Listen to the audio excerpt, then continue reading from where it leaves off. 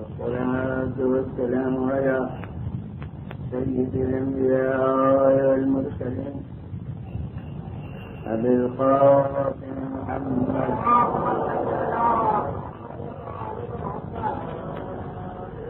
خاتم النبيين وآله الطيبين الطاهرين المعصومين.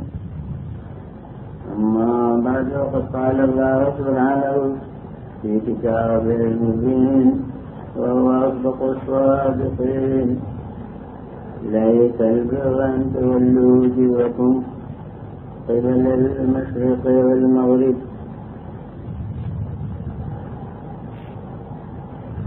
آغاز ایسی ہے کبھی تمہیں کرنا کلام قرار دیا ہے.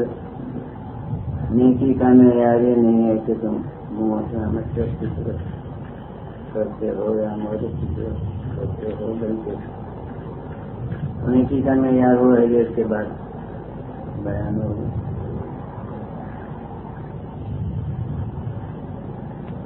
تو اصل معیار یہ نہیں ہے نیکی کا، یعنی اس کو سب کچھ سمجھ لینا یہ درست نہیں ہے.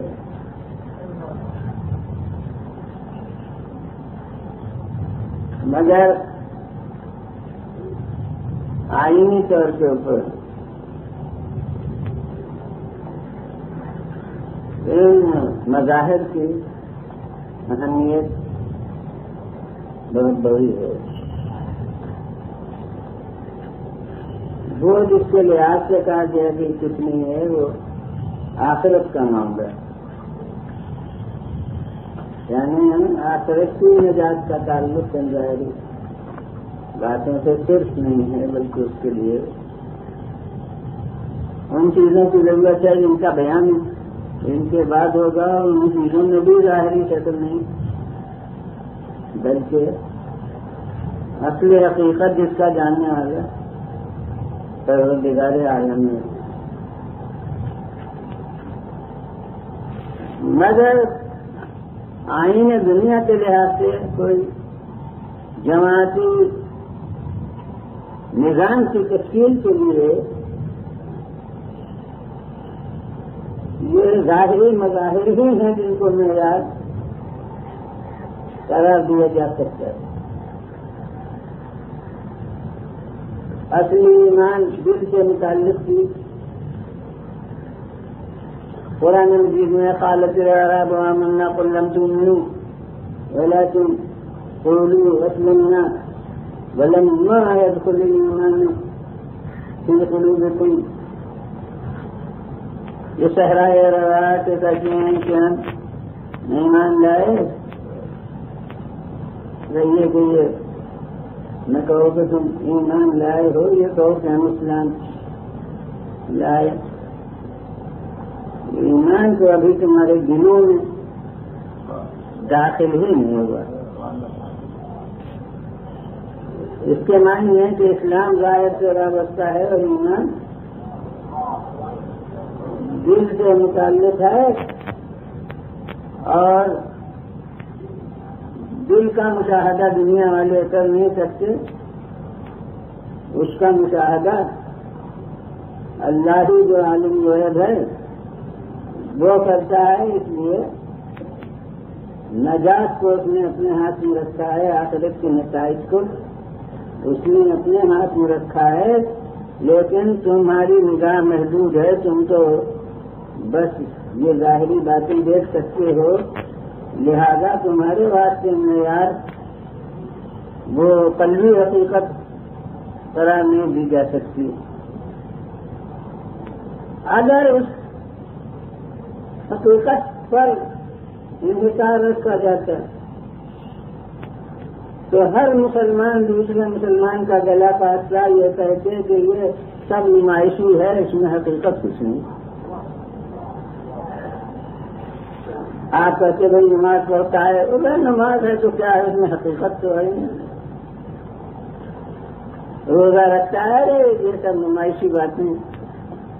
حج کرتا ہے، حج سے کیا ہوتا ہے. اور جو جواب پیش کرتے لسانی سجدہ ہے، پریشانی کے اوپر کرتا ہے، یہ کچھ نہیں ہے، یہ تو سب مست عبادت کا نتیجہ ہے. اور وہ کہتا ہے تو خلقت سے جواب دیں دیا نہیں جا سکتا.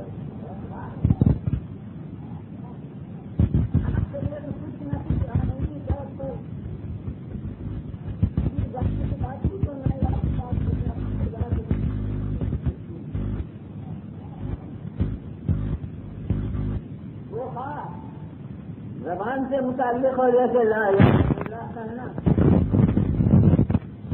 چاہے عمل سے متعلق ہو جیسے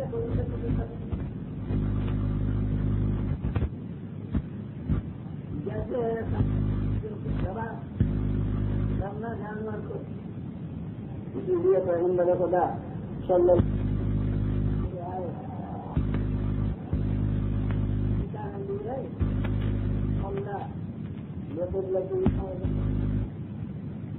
کرنا جو ہمارے قبلے کی طرف نماز پڑھتا ہو ہماری طرح سے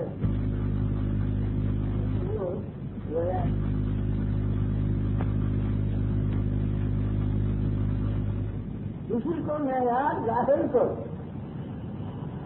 قرار دیا جا سکتا ہے نظم امت کے قیام کے لیے.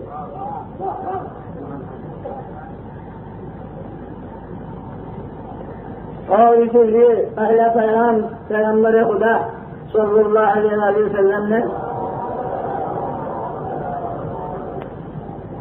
جو دیا وہ کیا کہا تھا کہ قولوا لا الہ الا اللہ تفلحوا. مجھے معلوم ہے کہ جو اصلی حقیقت ہے وہ قول سے وابستہ نہیں ہے، یعنی زبان پر الفاظ کے آنے سے وابستہ نہیں ہے، وہ اس حقیقت کے ماننے سے وابستہ ہے. مگر ماننا چونکہ دل سے متعلق چیز ہے، اس لیے یہ نہیں کہا جا سکتا جا رہا ہے ابھی کہ وہ دل سے مانو. ابھی تو یہ کہا جا رہا ہے کہ کہو، جب کہیں گے تو کبھی دل سے ماننے میں لگیں گے اور کچھ بس کہتے ہی رہیں گے، نہیں مانیں گے. وہ پھر نتیجے کی بات ہے، نتیجہ وابستہ ہے اس دل سے ماننے سے. اور احکام اسلام جاری ہیں اسے کہنے سے.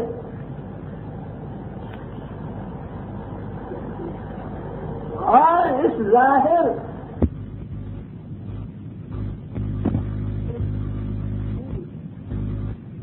میں کہتا ہوں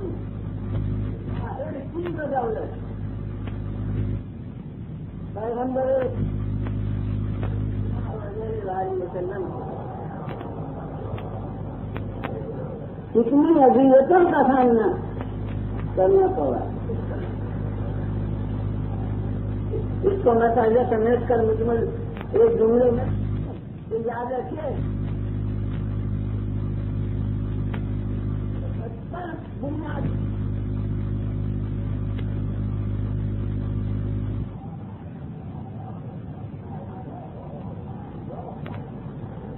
مگر نفاق سے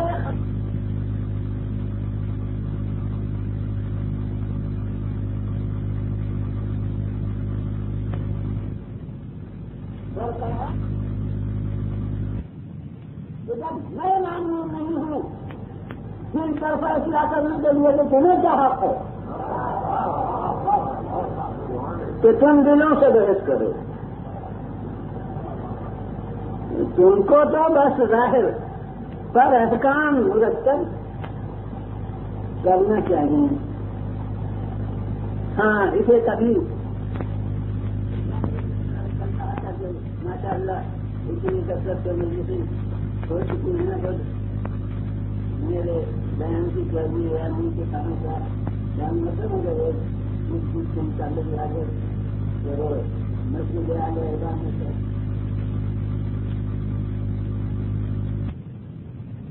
منہ سے ذکر آ گیا ہے قولوا لا الہ الا اللہ، کہو کہ لا الہ الا اللہ. لوگ کچھ عرصہ کے متعلق سوال کرتے ہیں، مطالبے مجھ کریں میں نے کہا کیا ہے. میں کہتا ہوں کہ اگر اتنا ہی کلمہ پڑھیے جتنا رسول نے سکھایا تھا تو عمر بھر بس لا الہ الا اللہ کہتے رہیے. پیغمبر اسلام صلی اللہ علیہ وسلم نے مسلسل 13 برس شاہراہ عام پر، مجمع میں، مسجدوں میں، جلسہ میں جو کچھ کہا وہ تو جو ہے کہ قولوا لا الہ الا اللہ، یہ کہو کہ لا الہ الا اللہ. آپ کے کہنے سے جو سب کی دوست میں لایا اس نے آج کے کہا لا الہ الا اللہ.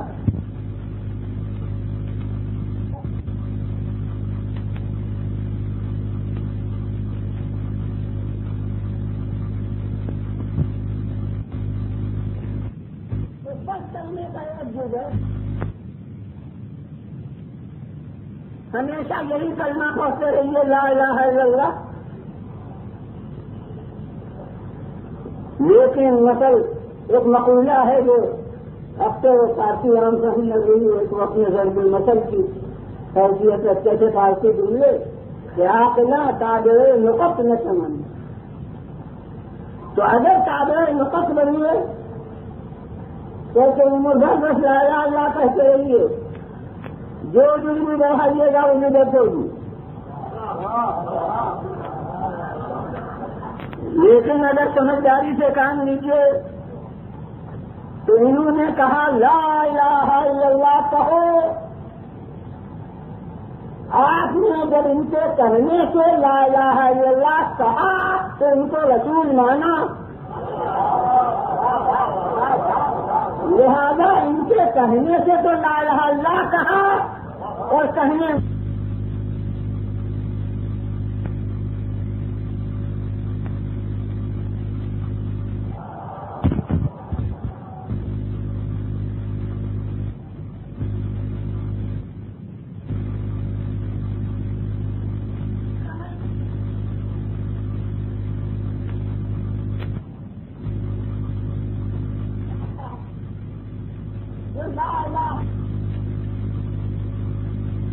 محمد رسول اللہ شریف ہوا. اب انہی رسول اللہ نے جب کہا کہ من تم سے مولا فہذا علی مولا، تو اسی وقت ہم کہنے لگے علی ولی اللہ. آپ جلدی بلندا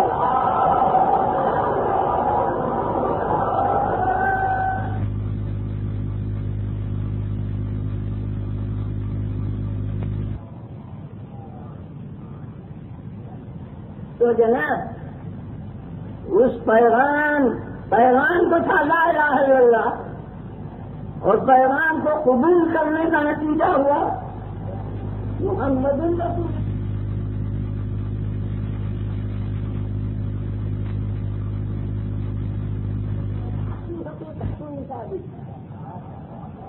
اور فعلی المولا سے عنایت علی ہوئی ثابت.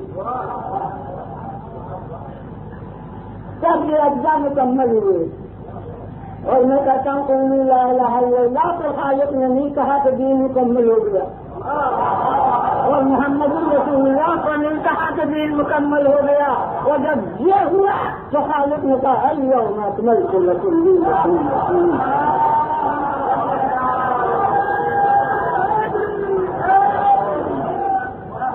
پھر لا تفعل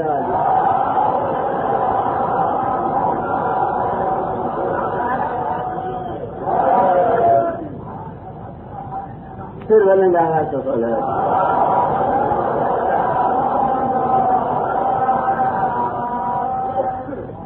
تو اب وہ ہے یہ سب جا ہے.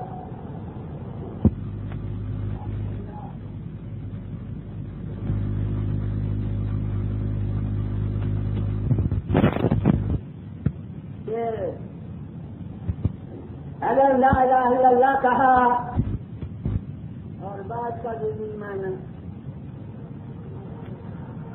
تو مشرک نہ رہا مگر مسلم نہیں ہوئے.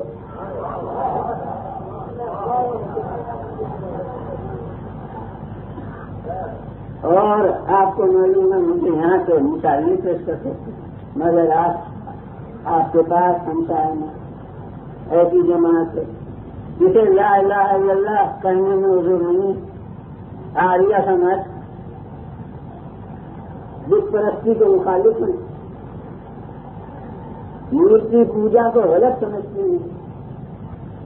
اس کے معنی میں ہے کہ لا الہ الا اللہ کہنے میں کوئی عذر نہیں ہے.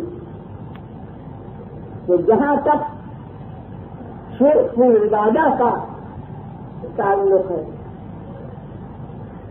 معبود کسی دوسرے کو نہیں مانتے کہ لا الہ الا اللہ کہتے تو مشرک نہ رہا مگر کافر ہے. اگر لا الہ الا اللہ کے تصور میں ہوتا تو مشرک ہوتا. اب لا الہ الا اللہ کا تصور ہو گیا تو مشرک نہ رہا کافر رہا. اب وہ بھی میں نے اپنی مسائل لگائی کی صورت سے عبادت نہیں رہا دوسری حیثیتوں سے تحقیق کیا ہے کہ وہاں بھی شرک ہے.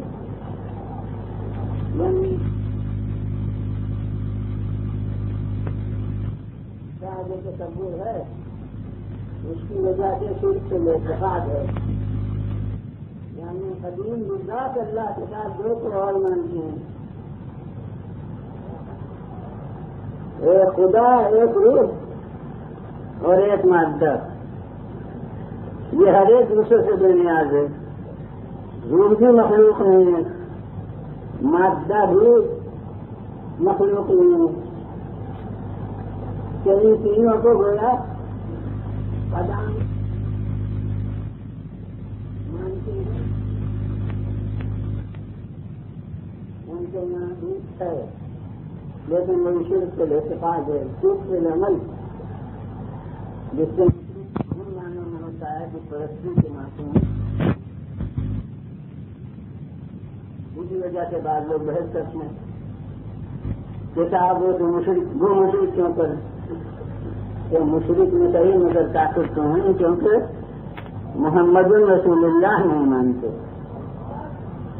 تو جب لا الہ الا اللہ کہا تو مشرک نہ رہا کافر رہا اور جب محمد رسول اللہ کہا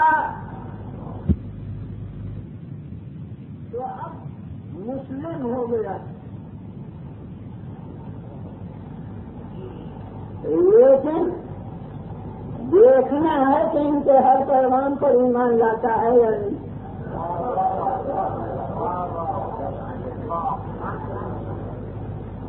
اب جب انہوں نے کہا منکن کے مولا تو اب تیسرے دن کو نہ مانا تو اتنا مسلم رہا جہاں تک کہ محمد رسول اللہ کا تعلق تھا. لیکن اب آپ سے پیغام دے گیا اس کی بنا پر وہ مان عالم نبی پر مکمل ایمان حاصل نہیں ہوا. تو وہ ہے تیسرا گروہ قرار پا گیا جو احکام اسلام جس پر جاری ہیں لیکن نجات آخرت کی خبر اللہ کو ہے. ہمیں بھی جو معیار بتائے گئے ہیں اس کے لحاظ سے نجات آخرت کو ہم وابستہ سمجھتے ہیں کل منزل علی نبی کو ماننے پر.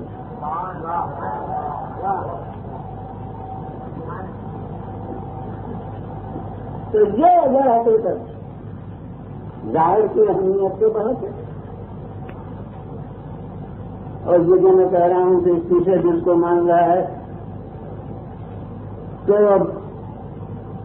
مومنین میں داخل ہو گیا. یہ بھی میں کہتا ہوں کہ ظاہری حد تک ورنہ جب ایمان کا تعلق دل سے ہے تو یہ بھی تو ضمانت ہے کہ جو علی بن ولی اللہ کہہ رہا ہے وہ واقعی مومن نہیں ہے.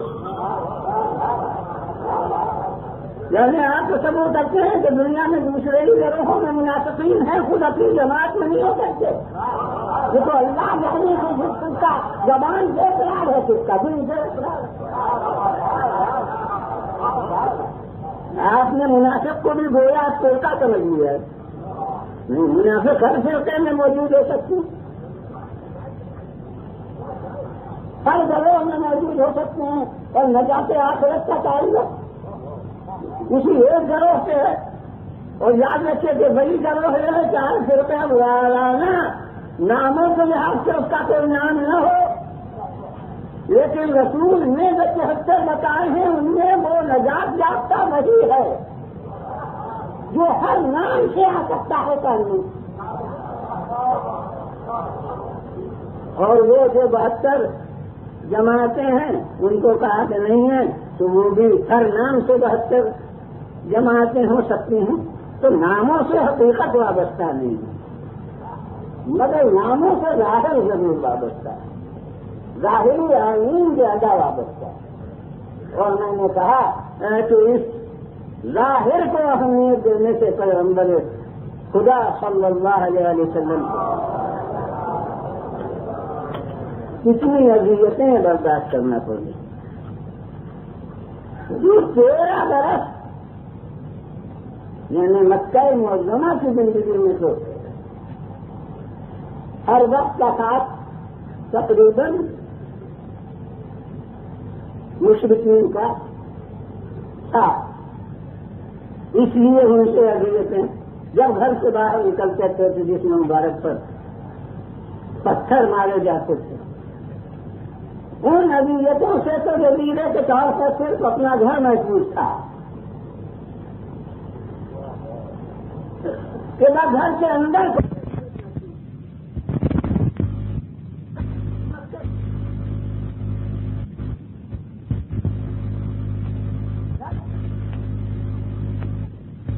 مگر ظاہر کرنا ہو سکتا ہے. مسلم کے ہاتھ میں پہنچتی ہیں، لیکن اب جب مدینہ منورہ میں تشریف لے آئے کی نجات ہو گئی.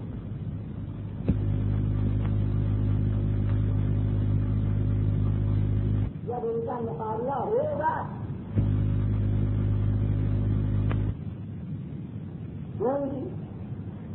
عزیز زخمی ہوں گے اور عزیز و دوست شہید ہوں گے، ان کے ہاتھوں بہت ضرورتیں ہوں گی، مگر وہ سال کے حد نہیں ہے.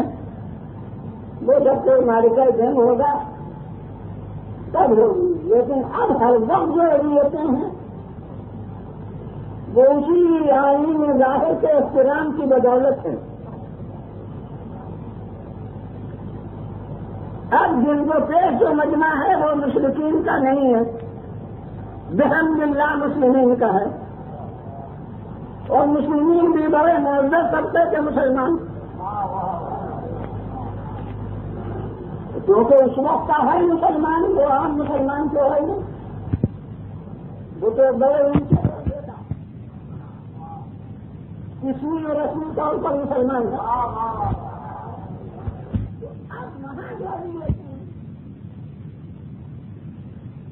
وہ سب ان کے ہاتھوں ہوئی جو اشہد ان لا الہ الا اللہ اور اشہد ان محمد رسول اللہ کے کہنے والے ہیں، اور اس لیے تمام حقوق اسلامی کو پائے ہوئے ہیں.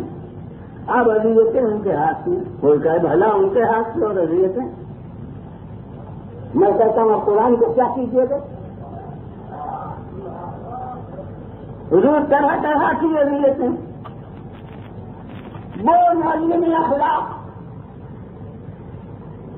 جس نے کہا کہ میرا مقصد ہے میرا سب تکمیل مکارم اخلاق ہے، اب اس کو ماحول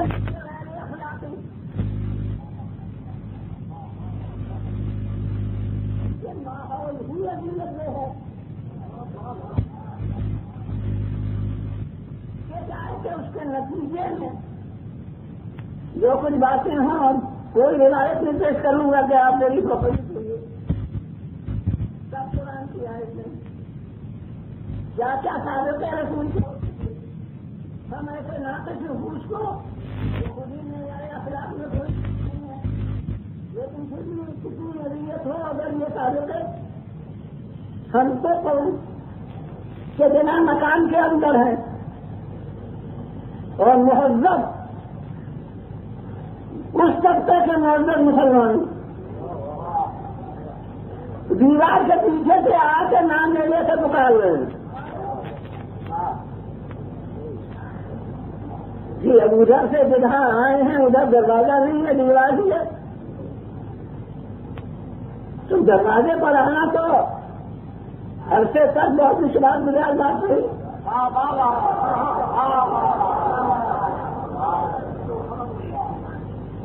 تو دروازے پر آنے کی زحمت کون گوارا کرے لہذا آپس سے جب دیوار سے پکار رہے نام لے کر اور وہ بھی صرف نام لے کر اب رسول کا موقف کتنا نازک ہے اور کتنا خبرادنا ہے ہم وہاں تو ڈانٹ دیں کیا بدتمیز آدمی ہوں یہ خود ان کے نئے اخلاق کے خلاف ہے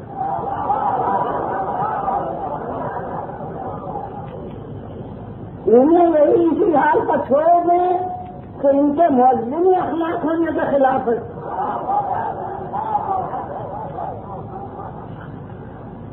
لہذا خالق نے ان کو اس کا حل اپنی طرف سے نکالا کہ یہ تو اپنی طرف سے خاموش رہیں تاکہ ان کا معیار اخلاق برقرار رہے اور میں اپنی طرف سے مانا کر دوں تاکہ ان کا جو مقصد تعلیم اخلاق ہے وہ پورا ہو تو اب اس میں دو چیز کے دھیان لے کر پکار رہے کہ الحمد للہ مسلمان ہو گئے اذان اگر دیں تو کہیں گے اشہد ان محمد رسول اللہ مگر اس وقت رسول اللہ کہتے ہوئے ان کی زبان بھی تیار ہوتی جسے نام لے کر آج خالق اس پر روکتا ہے کہ داخل جاوی دعا اور رسول بے نقل کا دعا ہے دعوتکم دعوا دیکھو ہمارے رسول کو اس طرح نہ پکارا کرو جس طرح آپس میں ایک دوسرے کو پکار دیتے ہیں اب رسول کہتے کہ مجھے اس طرح نہ پکارا کرو یہ آپ کے وزن میں اخلاق کے خلاف بات تھی جس نے رسول بنایا وہ کہہ رہا ہے کہ دیکھو ہمارے رسول کو آپ جناب قیامت تک کے مسلمان اپنے سے طبقے کو غلط فہمی رہے تو کیا کیے تھے کہ اب اگر کوئی مسلمان یہ تصور کرے یا کوئی جماعت یہ کرے تو جناب رسول کے لیے امتیازی کوئی برتاؤ کرنا یہ کوئی معیار توحید کے خلاف ہے جیسے سب کے ساتھ برتاؤ ویسے رسول کے ساتھ میں کہتا ہوں آپ کو کہتے ہیں آپ کہہ رہے ہیں کہ جیسے سب کے ساتھ برتاؤ ویسے رسول پر مگر جس کی توحید کی وہ کہہ رہا ہے کہ ہم نہ کرو جیسا دوسروں کے ساتھ کرتے ہیں اب آپ شرک سے زیادہ نفرت کرتے ہیں یا وہ اس نے شرک کو دل میں عظیم کہا ہے تو معیار توحید شرک کو بہت زیادہ جانتا ہے وہ کہہ رہا ہے ہمارے رسول کو اس طرح نہیں پکارا کرو دوسروں سے کہا ہے کہ اس طرح سے نہ پکارا کرو تو اس نے بھی کبھی اس طرح نہیں پکارا جس طرح دوسروں کو پکارا ارے تو ہر ایک کو پکارنے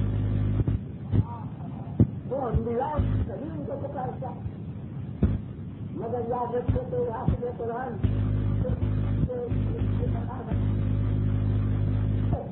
جس نبی کو پکارا اس کا نام لے کر پکاریے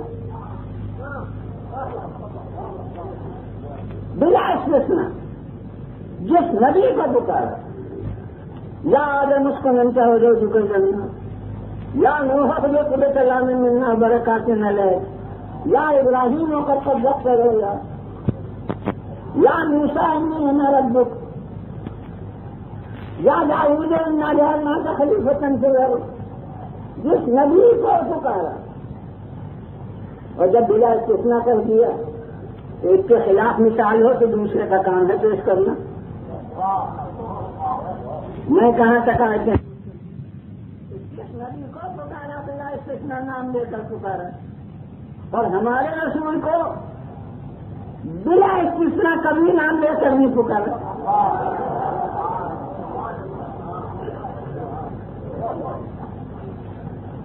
کبھی اوصاف کو سرنامہ خطاب بنایا یاسین اے سید سردار طٰہٰ اے طیب و طاہر.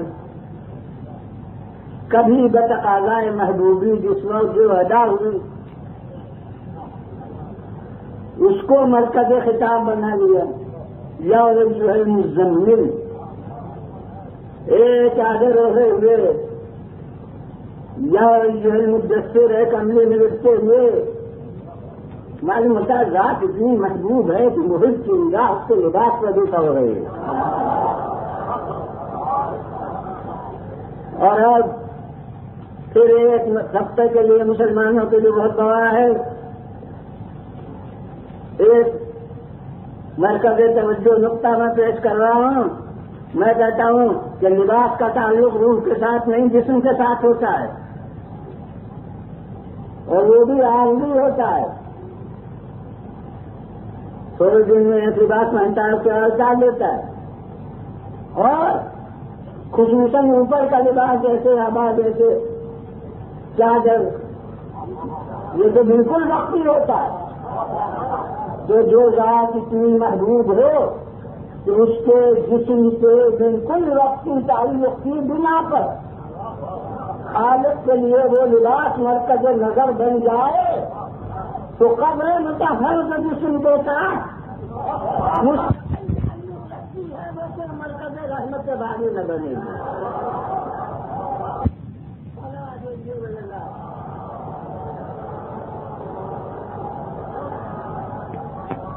وہ لباس کے اپنے مرکز نظر ہونے کا ثبوت دے دے کہ ہم ان کی قبر کا اگر احترام اور عزت کریں تو یہ شرک کیوں ہو جائے گا. بس یہ دیکھ لیجیے کہ یہ قبر کی عزت ہے یا صاحب قبر کی عزت. جیسے خالق کو لباس کہاں پسند ہے لباس میں کیا پسند ہے جس کے جسم پر ہے. چلو آگے جی بلند پھر بلند آواز سے چلو.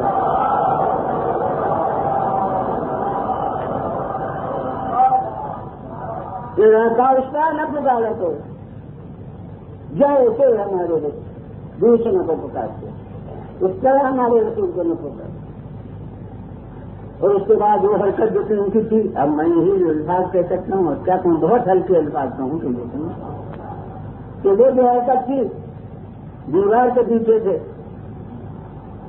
تو خالق ان کو قابل خطاب نہیں سمجھتا بالکل.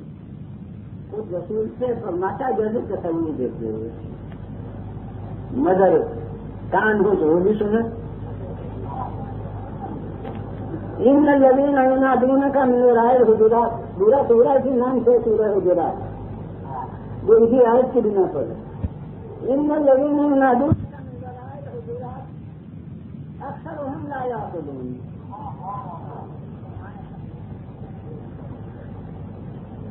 یہ بھی خالق کا ایک معیار تہذیب یا قرآن کی رواداری ہے کہ وہ سخت بات کہتا ہے تو بھی اس کو نرم بنا کے ناگواری کو امکانی حد تک گھٹا کے ارشاد. ارے رسول آپ نتیجہ یہ لوگ جو حجروں کے پیچھے سے دیواروں کی طرف سے آپ کو پکارا کرتے ہیں، یہ زیادہ تر عقل نہیں رکھتے ہیں، حالانکہ کبھی عقل نہیں رکھتے، مگر سب کو کہا جائے تو ہر ایک کو زیادہ ناگوار ہوگا، اور جب کہا جائے کہ اکثر ان میں سے اپنی حد سے تو ہر ایک سمجھے گا میں شاید انکم میں ہوں، لہٰذا ناگواری بھج جائے گی، اور آپ اس لیے بولتے ہیں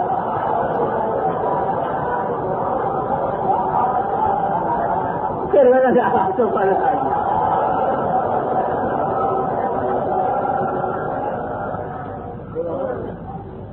اور یہاں تو بے عقلی کا اعلان کیا، مگر حدیث رواج میں نے کہا تھا کہ قرآن سے میں اس کا ثبوت کہ آپ کو عظیم لگے ان بدتمیزیوں سے، ان کی بدتمیزیوں سے تو اب ایک اور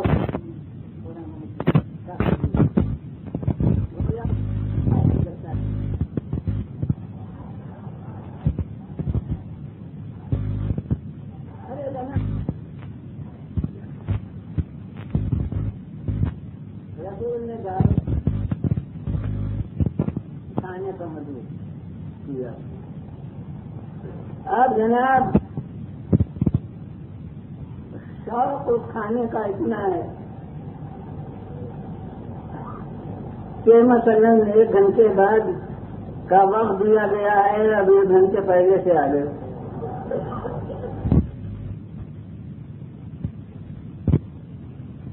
اور آئے گی تو اس کی ضرورت نہیں کہ دروازے پہ اجازت مانگنے کے حاضر ہم جی نہیں ملائے ہیں، اب جس وقت بھی آ جائیں، لہذا آ رہے ہیں، اور ظاہر ہے کہ ابھی دیر ہے وقت میں تو کھانا پک رہا ہے، یہ سب میں کہاں ہمت رکھتا ہوں کہ یہ ان کے کردار کے متعلق میں الزامات ہیں۔ اب میں کیا کروں، وہ قرآن پوری مرقع کشی کر رہا ہے اس زمانے میں، جبکہ اخلاق میں دنیا بہت گزر گئی ہے، پھر بھی اس وقت کے آدمیوں کو حیرت ہوگی کہ اتنے اونچے لوگ رہتے ہیں۔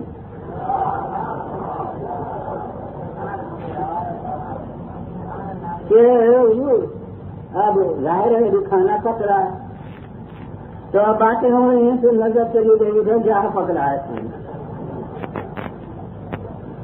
کہ اب کیا ہو رہا ہے، کتنی دیر ہے، اور اس کے بعد اب ظاہر ہے کھانا جب قریب تیاری سے ہوتا ہے تو برتن آنا شروع ہوتے ہیں، پھر نکالے جانے لگتا ہے۔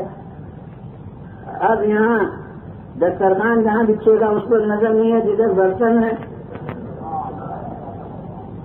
انہیں پر نظر ہے۔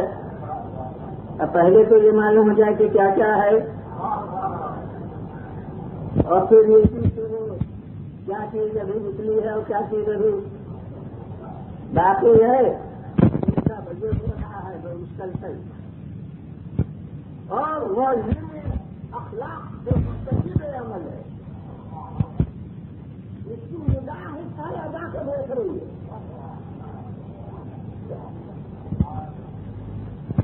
مگر اب وہ ہر قدم جو اس کے میرے اخلاق کے خلاف ہے، اس لیے دیکھ رہا ہے اور برداشت کر رہا ہے۔ یہاں کا وقت بلایا ہے ہم نے، کھانے پر دعوت دی تو اب گویا یہ جرمانہ ہے اس کا، اور اس کے بعد اب کھانا ہو بھی گیا تو اب نہیں اس کے اب بھی آپس میں رہتے ہوئے اب شب لگا رہے ہیں، جی باتیں کر رہے ہیں۔ اب وہ رسول جہاں دین و دنیا کے مہمات سامنے ہیں، اب وہ ان کے بیکار کے گرمی محفل میں گرفتار ہے، اور انہیں جو آپس میں یہ باتیں ہو رہی ہیں ان کو سن رہا ہے برداشت کر رہا ہے. یہ نہ جانے کتنے عرصے تک بات ہوئی ہے رسول خاموش ہیں کہ خود ہی ان میں کوئی سمجھدار ہو اور وہ کہے مگر جناب ہر طرح خاموشی کیونکہ سبھی ایک ہی معیار کے ہیں. ارے جو بلائے گئے ہیں ان کا ذکر ہے کہ وہ سب ایک ہی معیار کے ہیں. تو کس کو ہوش آئے اور کہیں دوسروں کو ہوشیار کرے خود کا طے سمجھ دیا جائے. سوچنے کو چھوڑا ہوا کہاں جگہ سکتا ہے. تو سب واقع ہیں کہ اس میں کیا ہمارے عمل میں کیا کمی ہے. اب خالق کو مجبور احزاب کی آیت ہے بغیر تبصرہ اخباروں کی زبان میں کہہ رہا ہوں بلا تبصرہ وہ لکھتے ہیں. تو قرآن کی آیت کا ترجمہ ہے کہ لا تدخلوا بیوت النبی الا ان یؤذن لکم. دیکھو رسول کے گھر میں اجازت کے بغیر نہیں آیا کرو. ہوتا تھا جب تو روکا. رسول کے گھر میں بغیر اجازت کے نہیں آیا کرو. غیر ناظرین لینا وہ آیا بھی کرو تو گھر کرنے پر نظر نہ رکھا کرو.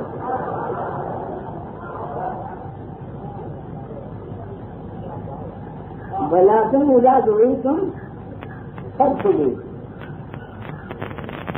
یعنی ہم اپنے معیار سب سے تہذیب کو سمجھتے ہیں کہ کوئی کہنے کی باتیں ہیں.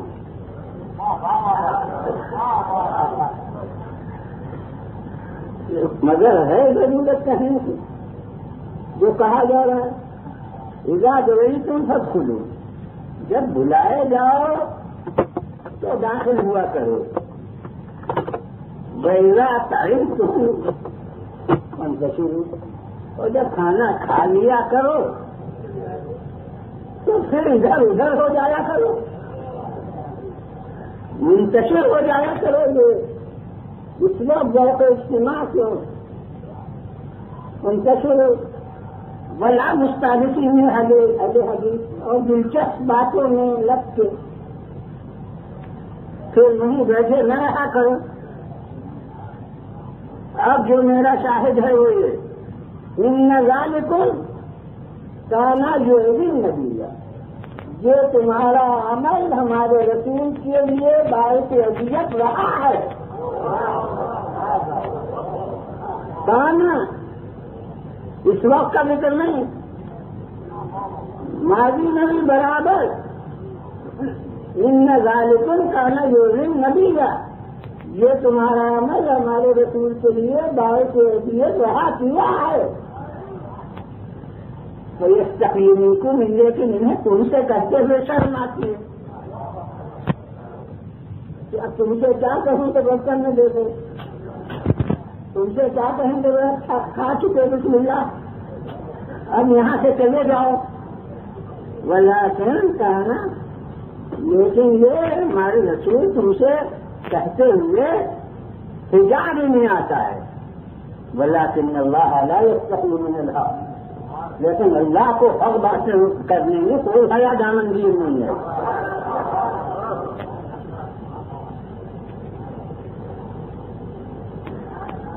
اور اب اتنا ہی نہیں بلکہ یہ ہوتا تھا کہ آئے ہیں اور ازواج رسول سے کوئی چیز طلب کرنا ہے کچھ کوئی خیر ماننا ہے تو ایک دم سے آ گئے سامنے. تو کہا جا رہا ہے کہ اللہ سال سے نہیں متعین.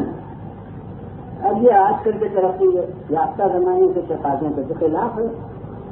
اب کیا کیا جائے تو خدا اتنا ترقی پسند نہیں ہے. تو کہہ رہا ہے کہ جب ان سے کوئی چیز طلب کیا کرو ازواج رسول سے. جمع ضمیر ہے جمع مؤنث کی. تو جب خواتین سے ازواج رسول سے کوئی چیز تم طلب کیا کرو فَاسْأَلُوهُنَّ مِنْ وَرَاءِ حِجَابٍ. تو اسے تم پردے سے پیچھے سے طلب کیا کرو. ذالکم اطہر لقلوبکم وقلوبہن، یہ اسی میں فلسفہ حجاب بھی بتایا جائے گا. اس کو پردے کے پیچھے سے طلب کیا کرو. یہ تمہارے دلوں کے پاک رکھنے کا بھی زیادہ ذریعہ ہے، ان کے دلوں کے پاک رکھنے کا بھی. حالانکہ انہیں ایک جملہ کہہ دوں کہ دوسرے مقام کے اوپر انہیں کو ماں قرار دیا جا چکا ہے. اس کے بعد اگر پردے کی پابندی ہستی تب بھی مثال نہ بنتی، مگر پردے کی اہمیت وہ ہے کہ ماں قرار دینے کے باوجود پردے کا حکم برقرار رہا. سلا جی بنا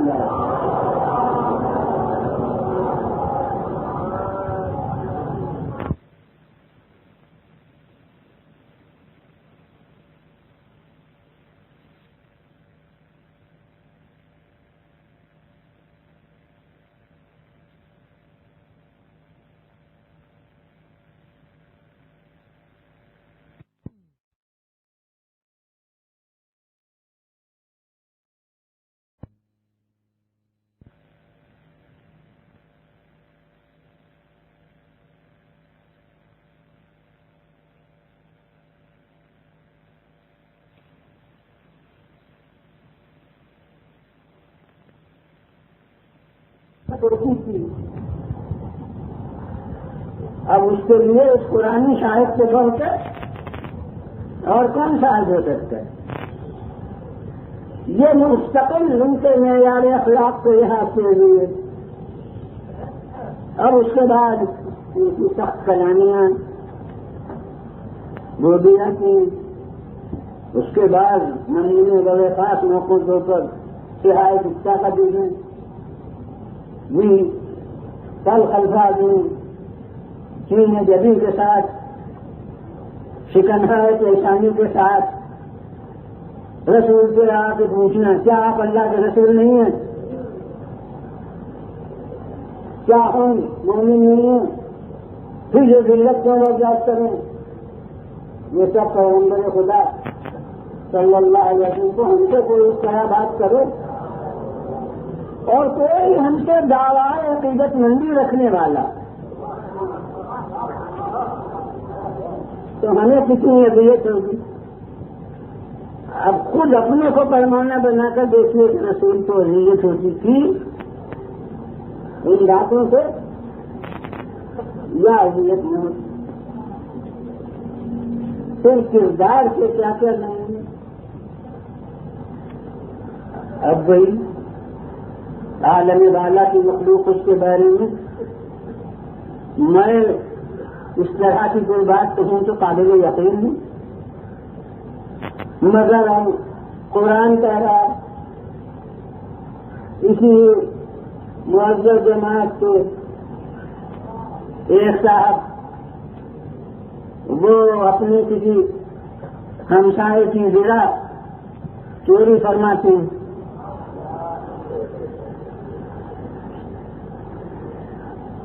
اب وہ ایک بورے میں لا کے اس کو رکھ دیا جس میں کہ آٹا تھا.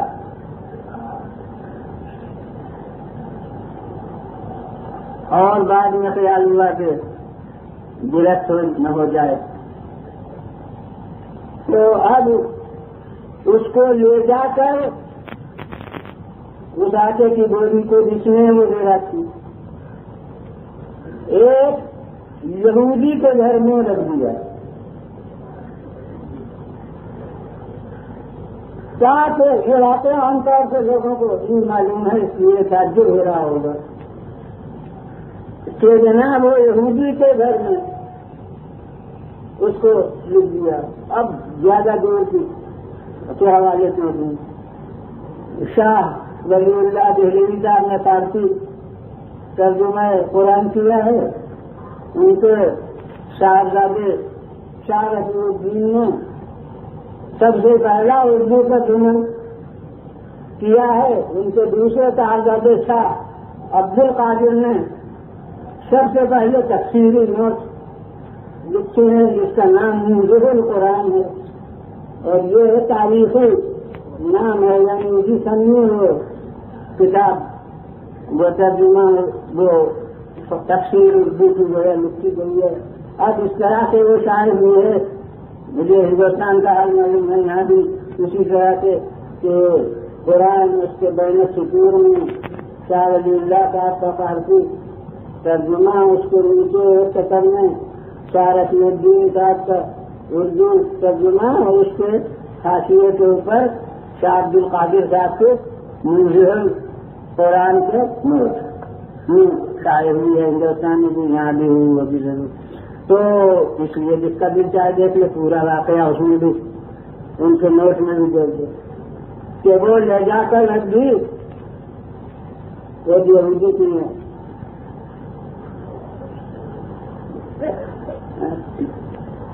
اب وہ اتفاق سے یہ بورا جو تھا اس میں سوراخ تھا، تو وہ آٹا گرتا ہوا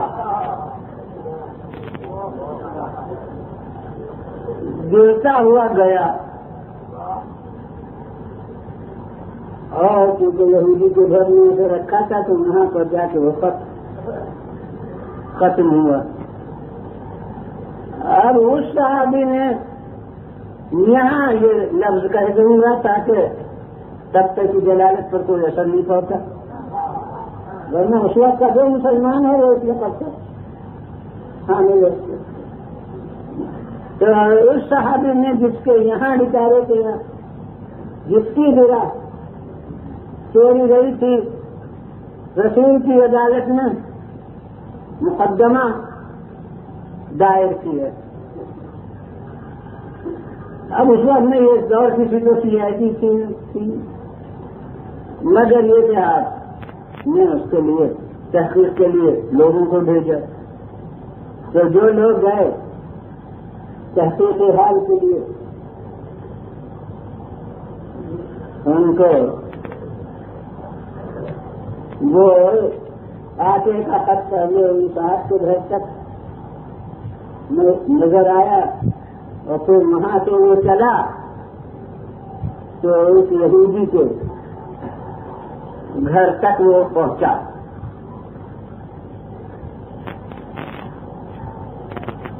یہ انہوں نے آ کے رپورٹ دی کہ وہ خط، اور یہ بھی خبر مل گئی تھی کہ وہ آٹے کی ڈوری میں رکھ دیا گیا تھا، تو انہوں نے کہا کہ وہ آٹے کا خط جو ہے وہ فلاں یہودی کے گھر تک ہے۔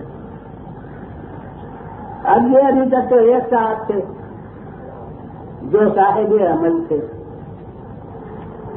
اب انہوں نے رات کو مجلس شورا مرتب کی اور اپنے بھائی بہن عزیز قارب وہ سب اسی معزز جماعت کے تھے۔ اس وقت تک کوئی آدمی نہیں ہے جو سب پہ سکھارے تھے، تو وہ جناب ان سب نے رات کو مسکاؤٹ کی۔ اب جو رات کو اس طرح کے منصوبہ بنے اس کو ہماری اردو میں لفظ کہتے ہیں مسکاؤٹ کو کیا کہتے ہیں، تو یہ مسکاؤٹ کی کہ ہم سب رسول اللہ کے سامنے جا کے گواہی دیں کہ وہ یہودی چور ہے،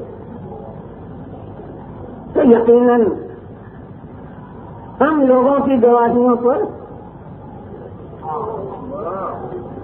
پھر رسول اس یہودی کو پکڑیں گے اور اسے چوری کی سزا مل جائے گی، ہمارا بھائی محفوظ رہے گا۔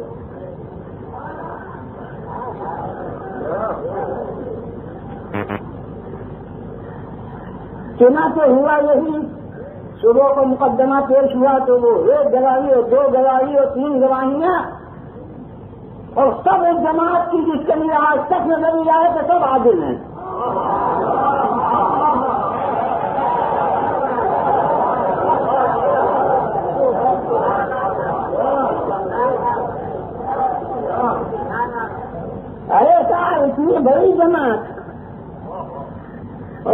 سب نے گواہی دے دی. ظاہری قرائن ان کے تائید میں اس طرح کے وقت آخر میں اسی جو خفیہ خبر رساں جماعت بھیجی گئی تھی اس میں یہی گواہی دی ہے کہ وہ خط یہودی کے گھر پر ہے, اسی یہودی کے متعلق مجرم ہونے کی سب گواہیاں ہیں. تو در بنائے آئین شریعت بحیثیت قاضی رسول کا فرض ہوتا ہے کہ اسی یہودی کو سزا دے. اور یہ جماعت جو ہے یہ گویا اس نے بڑا امر خیر کیا تھا اپنی اس مسکاٹ سے کہ آئی گئی غیر مسلم کے سر چلی جائے. جو اصطلاح قرآنی میں موضوع وجاہی میں ڈالنے میں موجودہ غزل الہی وہ پھنس جائے اور امت مرحومہ کی کوئی فرق وہ ملوث نہ ہو. کتنا بڑا کار خیر ہے.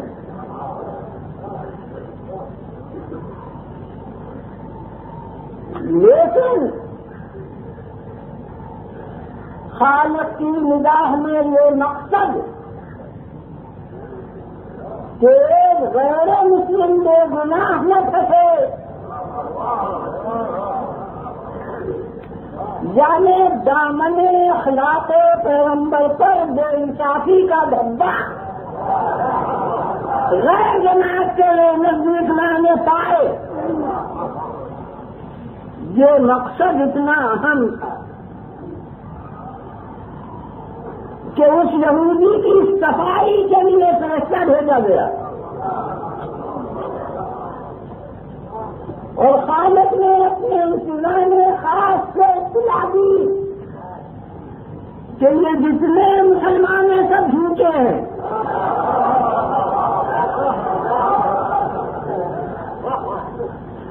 اور وہ غیر مسلم جو ہے وہ بے گناہ ہے. خالق نے کہا ہم آپ کو بتلاتے ہیں کہ یہ جتنے ہیں انہوں نے رات کو یہ سازش کی ہے. یہ جتنی گواہیاں اتفاق بولنی ہیں سب سازشیں ہیں.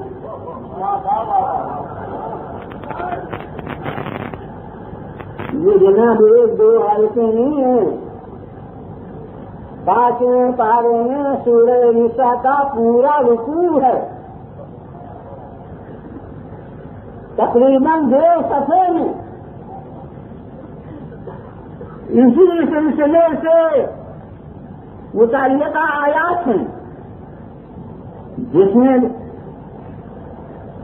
دوسروں کی تنبیہ کے لیے ایک حد تک خود رسول خدا صلی اللہ علیہ وسلم کو مخاطب کر کے کبھی تلخ انداز اختیار کیا گیا ہے. یہ سب اس غیر مسلم کی خاطر ہے.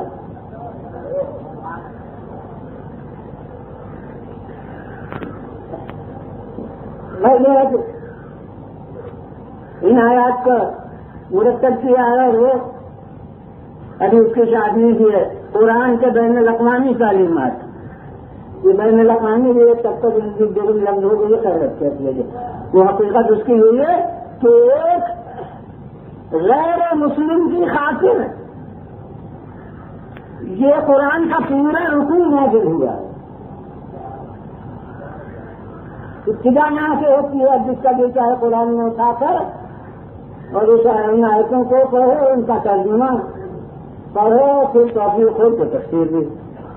پہلے ایسے ارشاد ہو رہا ہے انزلنا علیک الکتاب لتحكم بين الناس بالحق ولا تكن للخائنين خصيما. ابتدائی یہاں سے خود رسول کو مخاطب کرتے ہم نے آپ پر یہ قرآن اس لیے اتارا ہے تاکہ آپ لوگوں کے درمیان حق کے ساتھ فیصلہ کریں، اور آپ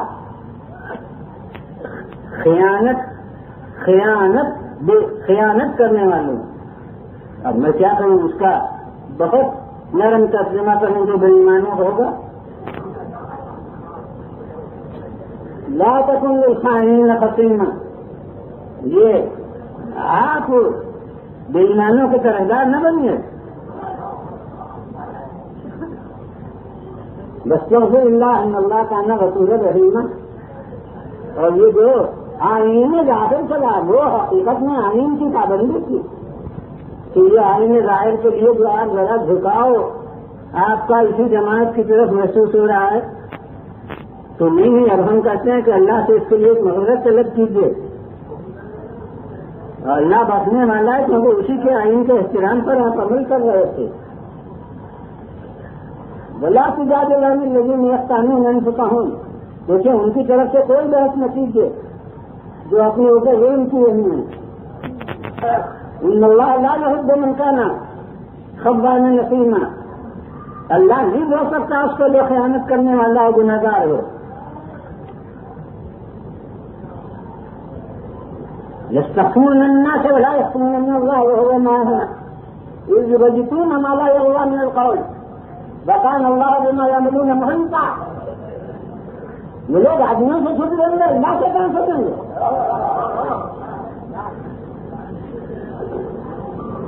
وہ تو ان کے حال سے باتیں گے جب کر یہ راتوں کو ہمیں میں نے مسکوٹ کہا تھا وہ میرا نام تک سے لفظ معلوم ہوگی۔ اب خالق وہی کہہ رہا ہے کہ یبیتون، جبکہ یہ راتوں کو ایسے منصوبے بنا رہے تھے جن کو اللہ نہیں پسند کرتا ہے۔ وکان اللہ بما یعملون محیطا، اور اللہ جو کچھ ان کے اعمال ہیں اس کو گھیرے ہوئے۔ اور اب جو مسلمان ان کی طرف سے بحث کر رہے تھے ان کو مخاطب کیا گیا ہے جہاں انتم یا جل کے معلوم فی الحیات دنیا فمن یعد اللہ یوم القیامت ہم نہیں یکون علیہم کفیلا۔ ارے یہ تم دنیا میں ان کی طرف سے بحث کر لو، خوب وکالت کر لو، مگر یہ ان کی طرف سے روز قیامت کون وکالت کرے گا؟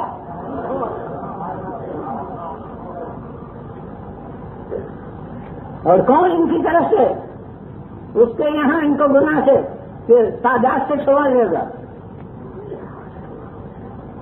یہ سلسلہ ہے آیات کا۔ اور اس کے بعد پیغمبر سے کہا آج کے لیے بڑے خطرناک لوگ ہیں، ولولا فضل اللہ علیک ورحمتہ لہمت طائفۃ منہم یضلونک وما یضلون الا انفسهم وما یضلون الا انفسهم وما یضلون لک من شیء۔ دیکھیے یہ تو ایک گروہ ان کا تھا، ان میں سے اگر اللہ کا فضل و کرم آپ کے شامل حال نہ ہو، وہ اپنے لطف خاص سے آپ کو الزام ناحق کوشش سے بچانا نہ بچائے تو ان لوگوں کی بھی یہ کوشش ہے کہ یہ معاذ اللہ آپ کو گمراہ کر دیں۔ اتنی شدید ترین تعلیمیں قرآن کے ہیں۔ اب میں کیا کروں، واقعی اتنا تمہیں تھا تو اتنا وقت کر دیا تو میں کیا کروں؟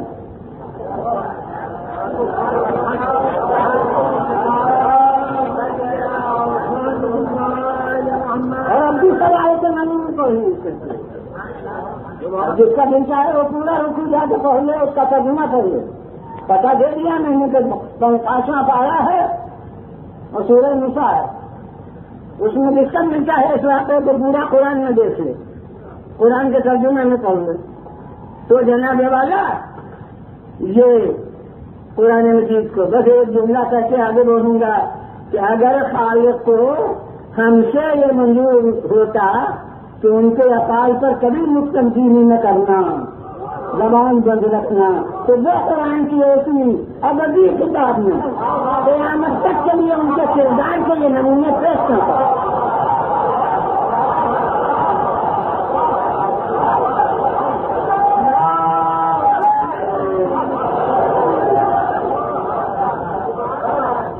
چلو آگے یہ بولے گا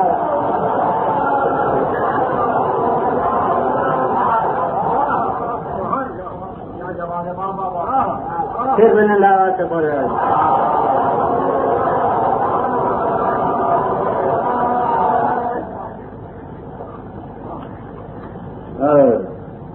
وہی ظاہر اسلام کی وجہ سے. اب نفسیاتی طور پر آپ دیکھ لیجیے، ابو سفیان صاحب اسلام لاتے ہیں،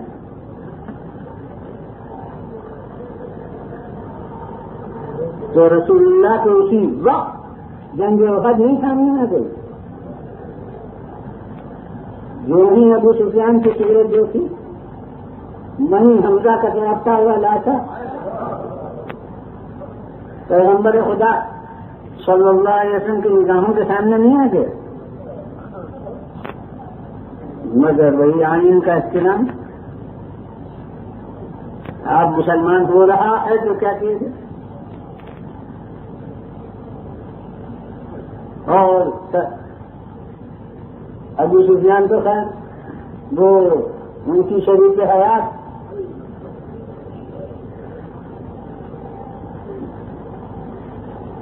جنہوں نے براہ راست جناب حمزہ کے جگر کو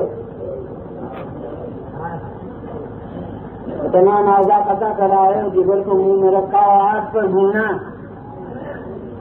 اور کھانے کی کوشش کی. وہی ہندا جن کے نام کا جز ہو گیا جگر کھانا، اور وہ بھی اب حدیبیہ تو فتح مکہ کے بعد اب وہ بھی مسلمان ہو رہی ہیں. اور پیغمبر خدا صلی اللہ علیہ وسلم ان سے بھی اسلام کو قبول کر رہے ہیں.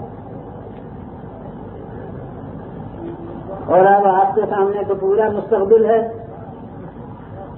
کیا اللہ سے دیے ہوئے علم سے رسول کے سامنے پورا مستقبل نہ تھا؟ اس کے معنی ہے کہ ظاہر اسلام کے احترام کی خاطر کربلا کو قبول کیا جا رہا ہے.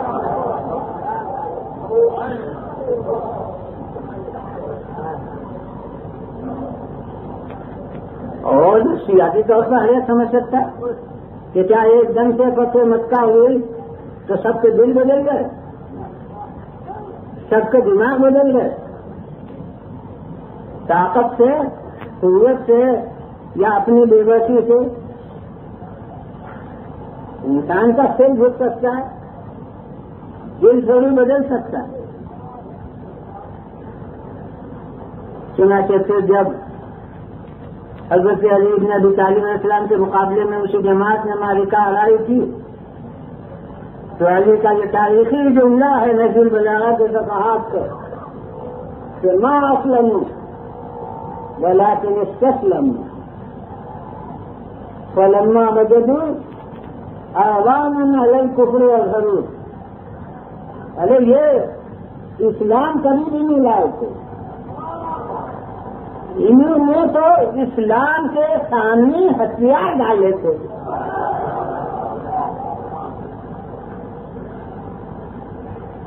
لہذا جب ان کو مددگار مل گئے تو انہوں نے اپنے کفر کو بے نقاب کر دیا. اب کوئی کہ حضرت علی کہہ رہے کفر کو بے نقاب کر دیا. میں کہتا ہوں کہ اب آپ رسول کی حدیث کو کیا کیجیے گا جو صحیح بخاری میں بھی ہے کہ یا علی حرب کا حربی و سلم کا سلم. اے علی تم سے جنگ مجھ سے جنگ ہے، اور تم سے عدم جنگ یہ مجھ سے عدم جنگ ہے.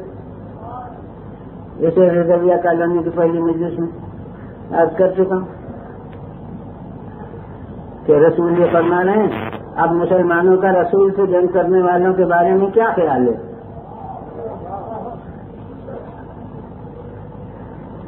اور ایسے ہی حدیثیں کتنی ارشاد فرمائیں. ایک جگہ مامون نے عباسی نے حضرت امام رضا علیہ السلام سے پوچھا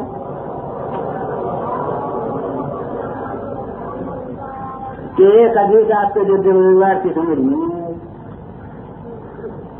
نمونہ کیا ایسا کہا جاتا ہے اس کا کہ یا علی تم قاسم الجنت والنار بہشت اور دوزخ کو تقسیم کرنے والے. ارے بہشت و دوزخ اللہ کے قبضے میں ہے, تقسیم کرنا یہ ان سے کہا گیا آپ تقسیم کرنا, کون تقسیم کرنے والے, یہ کیا, یہ سمجھ نہیں. آپ میں دوسری حدیث آپ نے سنی ہے, اس کے بارے میں کیا کہا ان کا وہ کیا حدیث آپ نے یا علی اردو کا ایمان و بغض کا کفر نہیں کہا. اے علی تمہاری محبت ایمان ہے اور تمہارا بغض کفر و نفاق ہے. معمول نشین نے کہا اس میں تو کوئی شک نہیں, یہ تو بالکل تسلیم شدہ حدیث ہے. آپ نے سنا کہ جنت و نار تقسیم سے ہو گئے.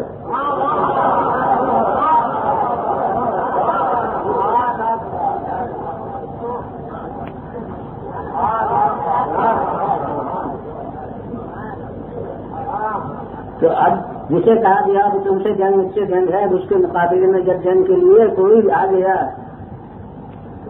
تو وہی بات ہے کہ جب آوان مددگار مل گئے کفر کے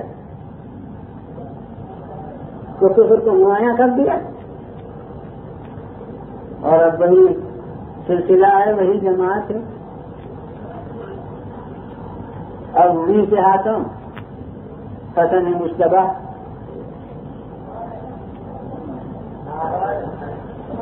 اب انہیں کے ہاتھوں حسین کربلا, اور شاہ عبدالعزیز دہلوی کو دیکھیے کیا کہہ رہے ہیں. وہ حدیث رسول کی جو کہا نبی ہے کہ تمہاری محبت ایمان یا تم سے جن مجھ سے جن, اور اب ان کے بارے میں وہ پوری کتاب جناب شاہ عبدالعزیز دہلوی مصنف تحفہ اثناعشریہ ان کی کتاب ہے. تو وہ صرف شہادت ہے, تو پوری کتاب ہے, اس کا خلاصہ نتیجہ باہر آئی ہے کہ وہ کہتے ہیں کہ رسول براہ راست سے شہید نہیں ہوئے مگر دونوں نواسوں کے ذریعے سے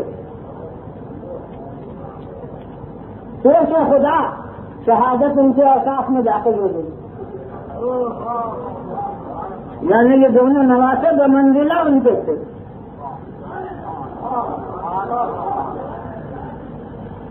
اب میں خود اسے ذرا تفصیل کے ساتھ عرض کیا کرتا ہوں. اس وقت ایک جملہ میں نے کہا کہ یہ نتیجہ ہے اس کا کہ ان کی شہادت ان کی شہادت ہے. تو اب میں پورے مجمع سے مخاطب ہو کے کہتا ہوں اگر جناب شاہ صاحب ہوتے تو کتنے ہی ادب و احترام کے ساتھ ہوتا. خود ان سے یہ میں نتیجے کی طرف توجہ دلاتا, خود ان سے پوری کتاب سے نتیجے کی طرف, تو اس کے معنی یہ ہے نا حسن کی بھی شہادت, رسول کی شہادت, اور حسین کی بھی شہادت, رسول کی شہادت. تو اب یہ نتیجہ میں پوچھوں گا کہ پھر حسن کا قاتل کس کا قاتل اور حسین کا قاتل کس کا قاتل؟ لازمی منصبی نتیجہ یہ ہے کہ جو حسن کا قاتل ہے وہ بھی رسول کا قاتل ہے, اور جو حسین کا قاتل ہے وہ بھی رسول اللہ کا قاتل. اور اب اسی سے ایک سوال کا جواب ہوتا ہے جو ہم سے کیا جاتا ہے. وہ سوال ہم سے یہ کیا جاتا ہے کہ کیا بات ہے کہ وفات رسول میں اتنا تم عزاداری نہیں کرتے, شہادت حسین میں جتنے انہمات تھے تم عزاداری کرتے ہو, اس میں کیا بات ہے؟ تو میں کہتا ہوں یہ سوال اس وقت ہے, اس وقت تک ہے جب تک کہیے وفات رسول اور شہادت حسین.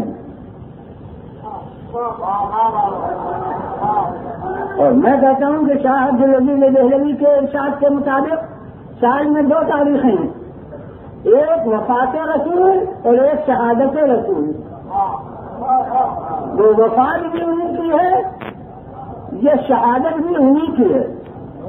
اب آپ بتائیے کہ ہم وفات کی یادگار قائم کریں گے شہادت کی یادگار؟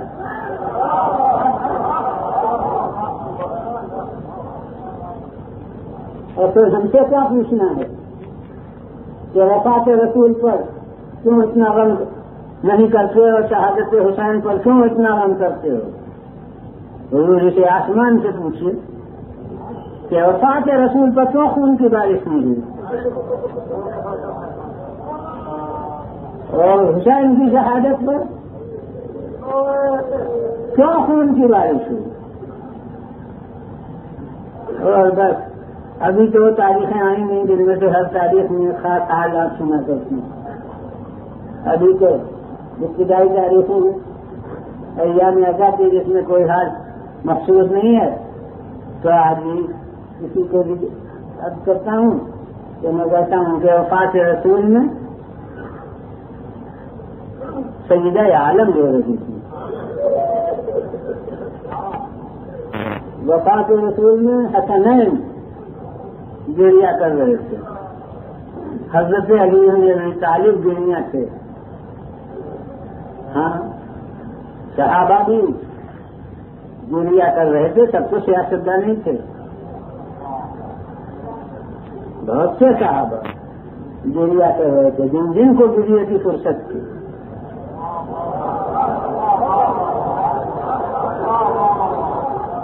سبھی گریا کر رہے تھے. اس وقت تک گریا کو بجت کرنے والا کوئی نہیں تھا. شاہ عبداللہ کی کتاب مجالس نبوہ میں دیکھیے قرآن تھا مدینے میں تو سب گریا کر رہے تھے مگر حسین کے غم میں تو خود رسول گریا کر رہے ہیں.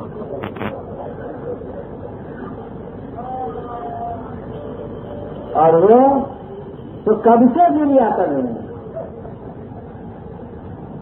جس وقت سے تو بچہ دنیا میں آیا اور رسول کی گود میں لا کر دیا گیا اسی وقت آنکھوں سے آنسو جاری ہو گئے. اور حاضر وقت اشخاص میں سے کسی نے پوچھا کہ یا رسول اللہ اس کو خوش ہونے کا انجام ہے اس وقت گریا کیوں فرما رہے ہیں؟ آج میں تمہیں معلوم نہیں اس کا کیا مسائل کروں.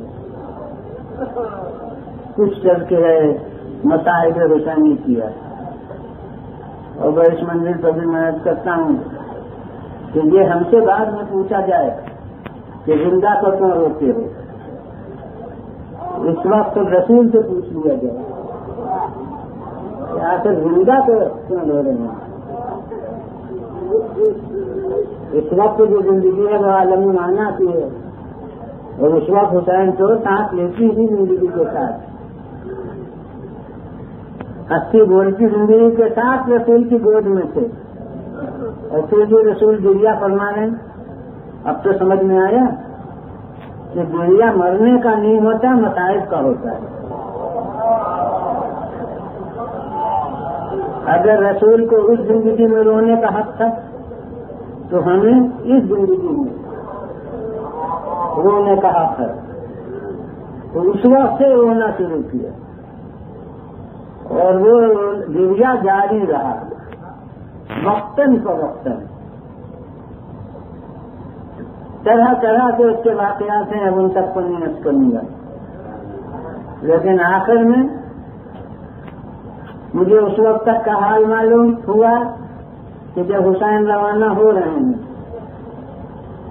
تو رسول اللہ نے قبر سے نکل کر حسین سے گفتگو کی.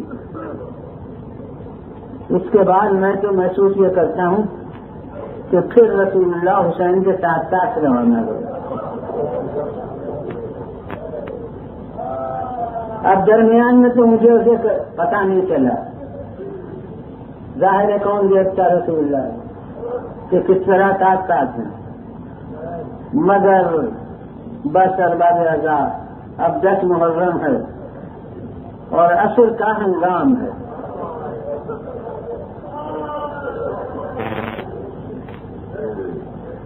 آپ کے لیے چند جملے جب تک مصیبت ہے کیونکہ واقعات آپ کے سامنے. میں کہتا ہوں کہ جہاں کوئی ایسا نہ ہو کہ خیمے کے دروازے پر آ کے زینب کو بتائے کہ حسین پر کیا گزری. وہ کون تھا جو مدینے سے رسول میدان کو بتاتا کہ حسین پر کیا گزری؟ کربلا نے یہ فرض اپنے باوفا نے انجام دیا. وہ حسین کا ڈھوڑا جس کی یادگار ہم اب بھی قائم کرتے ہیں، اور یہ ہمارے انسانی حد تک حق شناسی ہے کہ ہم نے انہیں انسانوں کو یاد نہیں رکھا جنہوں نے کربلا میں قربانیاں پیش کی، بلکہ ان حیوانات کی وہ قدر کی جنہوں نے کربلا میں حسین کے ساتھ وفاداری کے ساتھ آخر دم تک فرض انجام دیا. تو کربلا میں یہ ظلمنا نے فرض انجام دیا، اور مدینے والوں کو کیوں کا خبر ہوتی. اور اب توجہ دلاؤں کہ مدینے میں ہے کون کون؟ ایک تو چاہنے والی نانی جناب ام سلمہ ہے، جنہیں رسول اللہ نے وہ خاص صفت کی تھی کہ جب یہ خون ہو جائے تو سمجھنا کہ میرا فرزند شہید ہوا. ایک تو یہ نانی، اور ایک بتاؤں وہ خاتون معظمہ جس نے 4 شیر اپنے حسین کے ساتھ کر دیے. ارے ایک کو بھی تو بچا کے نہیں رکھا آپ نے.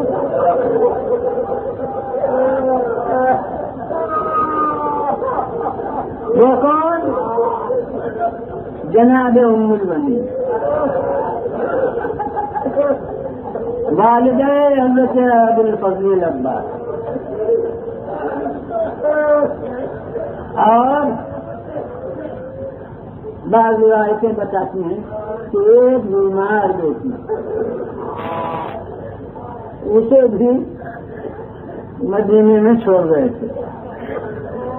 اب وہ روایت کچھ درجے کی ہو اس پر اس وقت نہیں کرنا ہے، مگر یہ کہ میں کہتا ہوں کہ درایتن میری سمجھ میں یہ آتا ہے کہ یہ بیمار بیٹی چھوڑی تھی، ورنہ ام البنین کو چھوڑنا جاتے ہیں. ارے ابا جب حسین کا ساتھ نہیں چھوڑ رہے ہیں تو ام البنین رحمت کا ساتھ چھوڑ دیں.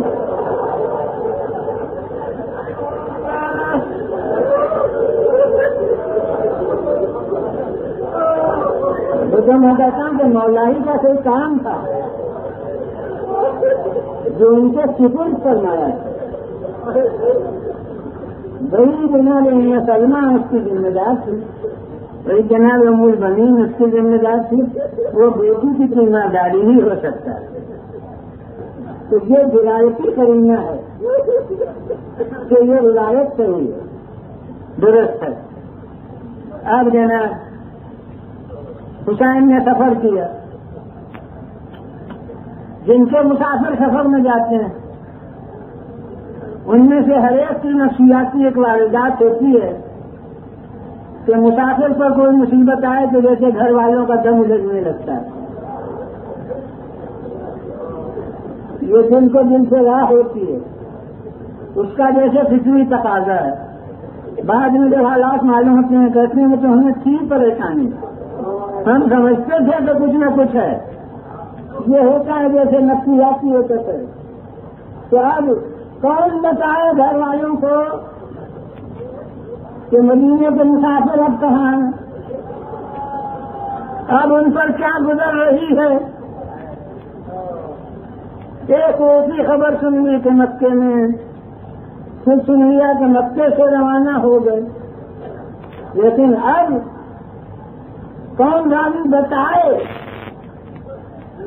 مگر وہی وہ دل کے دل سے رہا. میں نہیں سمجھ سکتا کہ جب سے چاند محرم کا نمودار ہوا تب سے گھر والوں کی طبیعت میں زیادہ الجھن، زیادہ پریشانی پیدا ہوئی یا نہیں ہوئی.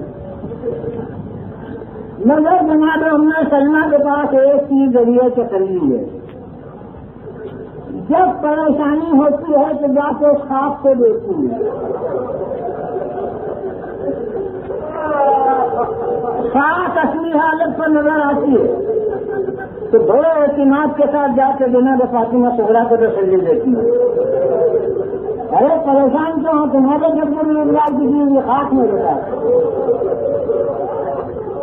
وہ اصلی حالت میں ہے، اس لیے یقیناً تمہارے باپ خیریت سے ہیں، فاطمہ صغریٰ کو مجھے تسلی ہو جاتی ہے۔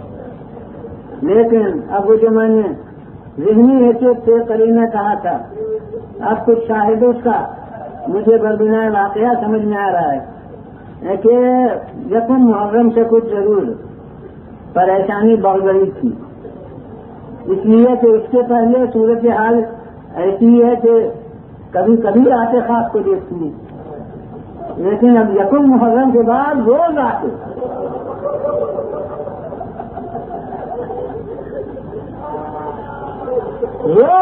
خاص کو دیکھتی ہے۔ تیسرے کو دیکھا اپنی اصلی حالت پر ہے، چوتھی کو دیکھا اصلی دل نہ بن گیا۔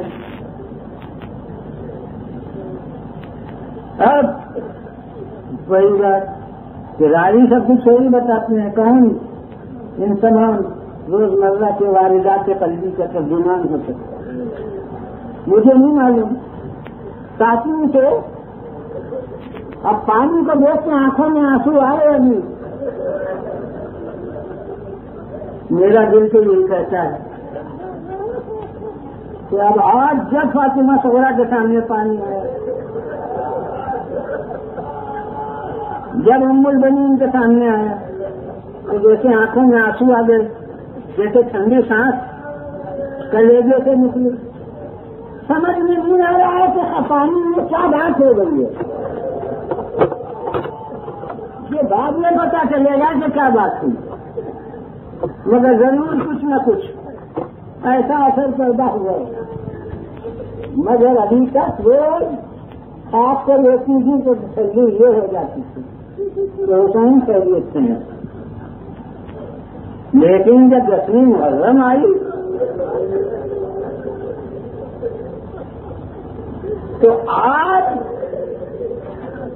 میں کہتا ہوں خاص کی رنگت تو وہی ہے لیکن خاصیت پر بدل رہی ہے، یعنی روز اسے دیکھ کے بھارت ہو جاتی تھی، آج اسے اصلی حالت کو دیکھتی ہے پھر بھی طبیعت کی پریشانی نہیں جاتی۔ اس کا بھی واقعاتی ثبوت کہ اگر مطمئن ہو جائیں تو ایک دفعہ دیکھ کے خاموش ہو رہے ہیں، یہ بار بار آ کے کیوں دیکھیں؟ صبح کو اصلی حالت پر تھی مگر پھر دوپہر کو آئی، پھر دیکھا، پھر طبیعت نہیں سمجھی، جا کے فاطمہ صغریٰ کو اسی منطق سے تسلی دینے کی کوشش کرتی ہیں، مگر جب خود اپنا ہی دل نہیں سہتا تو ان کے الفاظ سے ان کا دل کیا ٹھہرے۔ دوپہر تک اصلی حالت پر ہے پھر بھی پریشانی، پھر اس کے بعد دیکھتی ہیں اصلی حالت پر ہے، عصر کے بعد تک، عصر سے پہلے تک جب دیکھتی ہیں اصلی حالت پر ہے، دل نہیں پھیرتا۔ میں کہتا ہوں مجھے تو واقعات اب معلوم ہو چکے ہیں، آپ کو بھی معلوم ہو چکے ہیں کہ دل ٹوٹل ہے، آپ یہی تو بتا رہی ہے کہ حسین زندہ ہے، مگر کیا عباس بھی زندہ ہے؟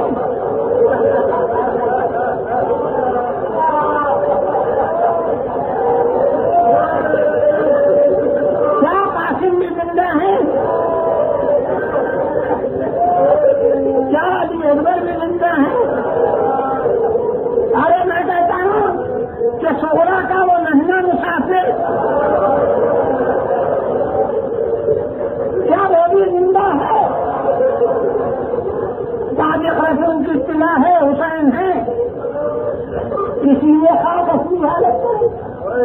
پھر اس کے بعد جب تک حسین بھی زندہ ہے مگر حسین پر کیا گزر رہی ہے اسے خاص کیا بتائے؟ کون کون زخم جسم پر لگے ہیں، کیسا کیسا خون بہ رہا ہے، کیسے جسم پہ ٹکڑے ہوئے ہیں، اسے خاص کیا رہتا ہے؟ مگر دن بھر یعنی ایک مستقل تکو داؤ ہے جیسے آپ کو دیکھتی ہیں فاطمہ سورہ کے پاس جاتی ہیں، ان کا کیا عالم ہے انہیں سمجھاتی ہیں، پھر آتی ہیں دن بھر کے تکو داؤ میں جیسے اصل کے قبل سب کے خاصر کے خاص پر اپنے حجرے میں جو روزہ رسول سے متصل لے گئی عالم خواب میں جب سو رہی تھی تو اثر کا ہنگام آیا، اور یہ اثر کا ہنگام آیا اور رسول اللہ چلتے رہنا سامنے نظر آئے لوگ آئے سکتا کی رعایت ہے رسول اللہ کی سالم میں سرد رہنا بال محاسن شریف کے سر مبارک کے پھر منتشر پڑا گندا سرویش پر خاک کسی والا یہ تو حکمران آپ کا سر پر ریش مبارک پر خاک میں دو شیشے جن میں خون تازہ جوش مار رہا ان میں سلمان کرتی یا رسول اللہ یہ کیا الگ ہے فرماتے تمہیں نہیں خبر میرا فرزند حسین قتل ہو گیا، میں صبح سے اس وقت تک کربلا میں تھا، جو میرے کرو اس کا خاک کربلا ہے، اور دنیا سے کیا کرو ہم اس خاک کو خاک تاک نہ کرے جو رسول کے سر پر ہو، جو رسول کے محاسن شریف پر ہو، فرماتے یہ خاک کربلا ہے، یہ حسین انصار حسین کا خون ہے، بغیر واقعہ پورا واقعہ میں بیان کروں گا۔ رسول اللہ نے کہا میں صبح سے اس وقت کربلا میں تھا، اس کے معنی یہ ہے کہ ابھی اکبر کے سینے کو برسی لگی رسول کے سامنے